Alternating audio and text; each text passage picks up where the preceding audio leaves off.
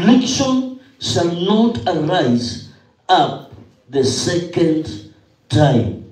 Kiswahili inasema, mnawaza nini juu ya Bwana?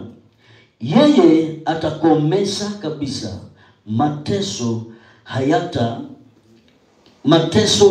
hayatainuka mara ya pili. Praise the Lord. Amen. Kichwa changu nimeweka, everything has an expiring date.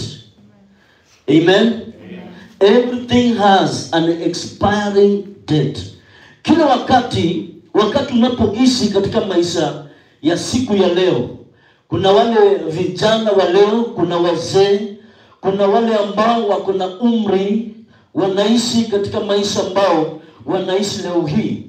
Lakini haja ya moyo wako ni kwamba Mungu akapata kukutoa katika kiwango ambacho ulikuwa akusongeshe katika kiwango kingine. Haleluya. Bwana asifiwe. Kila wakati tumeongea, kila wakati umepiga chini magoti, unaomba, unaambia Mungu akusongeshe katika kiwango kingine. Umechukua nafasi, unawacha chakula, umechukua nafasi, unaomba every time ya kwamba Mungu akapata kukusongesha katika kiwango kingine. Lakini naye shetani ni nani? Kazi yake ni kusema hapana katika maisha yako. Kazi yake ni kusema upende usipende, hautafanya kile ambacho umejiahidia kufanya. Bwana asifiwe. Lakini niko hapa usiku wa leo kukutia moyo ya kwamba Mungu wa mbinguni aliyekuumba wewe, aliyekuumba mimi, yeye yuko tayari kukubadilishia maisha na kukuweka katika kiwango kingine. Bwana asifiwe. Kwa maana Biblia inasema ya kwamba mateso hayatainuka mara ya pili. Every time umeona afflictions ndio hizo zimekufuata usiku na mchana, lakini huyo Mungu aliyekuumba, huyo Mungu ambaye unaombanga asubuhi na mchana, anasema ya kwamba hazitainuka mara ya pili. Are we together? Bwana asifiwe. Hazitainuka. Kuna mambo tumeomba, kuna mambo imefanyika katika maisha yetu. Ndio manake nimekutia moyo usiku wa leo ya kwamba kila kitu ni lazima kiwe na mwisho wake.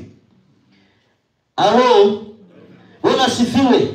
Lazima kila kitu kikuwe na mwisho wake. Tumepitia katika mambo mengi sana. Kila mtu haja ya moyo wako ni kwamba ni lazima paka Mungu akapate kumsaidia, akapate kumpea at least maisha ambayo siku nyingine watu wanaweza kuona ya kwamba hii ni kazi ya Mungu, sio kazi ya shetani. Praise the Lord. Bwana Yesu asifiwe. Kwa hivyo wakati unapotamania Mungu akapata kukusimamisha, akapata kukuinua, akapata kukukomboa, majina ambayo umeitwa yafike mwisho, ni lazima paka mwenyewe ujitolee. Waambie Mungu, leo hii majina ambayo nimeitwa leo hii ni lazima paka yafike mwisho. Amen. Bwana asifiwe. Ni lazima paka hayo mambo yote ambayo nimepitia, shetani ako tayari anakuangalia. Wakati hili linapotoka lingine linaingia, hili likikuja likitoka lingine linaingia. Lakini Biblia inasema ya kwamba yote ambayo imepita mara ya pili haitawahi rudia tena.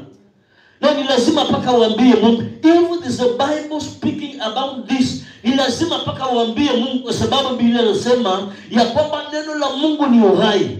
Na kwa sababu uhai uendelee kuwa katika maisha yako, ni lazima paka ukiri mwenyewe na mdomo ya kwamba Mungu haitakuja mara ya pili tena. Bwana asifiwe. Haitakuja mara ya pili tena, which means ilikuja mara ya kwanza. Niliyapitia wakati wa kwanza, niliteseka wakati wa kwanza, lakini Mungu kwa sababu umekubali ya kuje, lakini mara ya pili haitakuja tena. Halo, Bwana asifiwe.